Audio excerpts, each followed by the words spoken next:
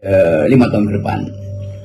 Pak Prabowo berkali-kali ini minta agar rakyat itu jangan jangan buru-buru nyinyir gitulah. Harus bersabar karena toh dia baru bekerja 2 bulan. Tapi publik tampaknya tidak punya cukup kesabaran gitu, apalagi sudah jadi pemahaman secara luas bahwa pengaruh Jokowi itu masih sangat kuat di pemerintahan Prabowo. Padahal Jokowi dan orang-orang ini yang jadi pangkal dan penyebab persoalan yang sekarang muncul bertubi-tubi. Nah, dalam upaya mencari kejelasan dari arah pembangunan, tuntutan keadilan makin mendesak itu. Di beberapa daerah udah mulai soal adili Jokowi, soal batalkan proyek strategis PSN, proyek strategis nasional.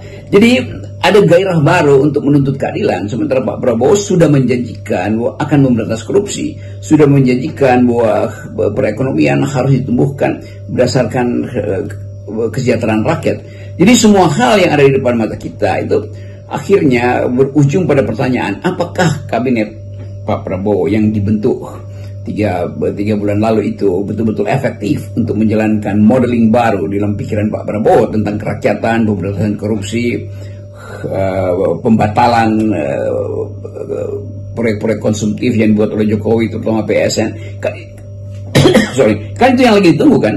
Nah, konsekuensinya orang mau melihat berarti akan ada perampingan kabinet, akan ada reshuffle tuh. Dan ini kelihatannya akan jadi alat tukar tambah antara anggota Kim Plus ini dengan sang presiden. Sementara sang presiden sudah memutuskan untuk bergabung dengan BRICS, berarti akan ada skala market yang akan dipakai oleh Indonesia untuk ekspor misalnya, atau kemungkinan Indonesia bisa memimpin secara ideologi dalam soal BRICS. Jadi kita lihat bahwa paradigma Pak Prabowo itu memerlukan konsekuensi dan harus dieksekusi langsung. Bahwa kabinet yang sekarang pasti bukan kabinet yang dibayangkan mampu untuk mengatasi kerumitan persoalan dalam negeri dan orientasi baru dari Indonesia untuk masuk di dalam persaingan blok ekonomi dengan memanfaatkan BRICS sebagai batu loncatan untuk menambah kapasitas keuangan negara. Kan ini soal-soal yang dipertanyakan langsung oleh publik melalui para jurnalis dan harus dijawab sebetulnya. Dan jawaban itu yang akan jadi patokan bagi korporasi untuk bikin bisnis plan, bagi LSM untuk menguji apakah Prabowo taat asas dengan prinsip-prinsip sosialistik.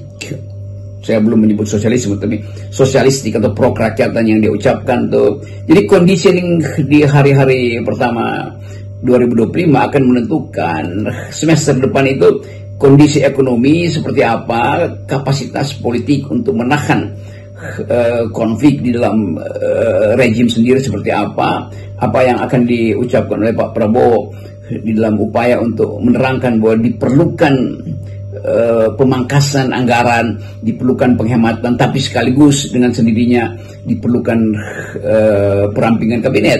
Kan semua ini yang akan dituntut secara ya sebut aja sebagai konsekuensi dari memilih untuk menghemat, memilih untuk pro rakyat. Jadi semua hal yang sifatnya konsekuensional itu harus dijawab oleh Pak Prabowo nanti. Ya mungkin 1-2 hari ini mesti ada semacam keterangan pers.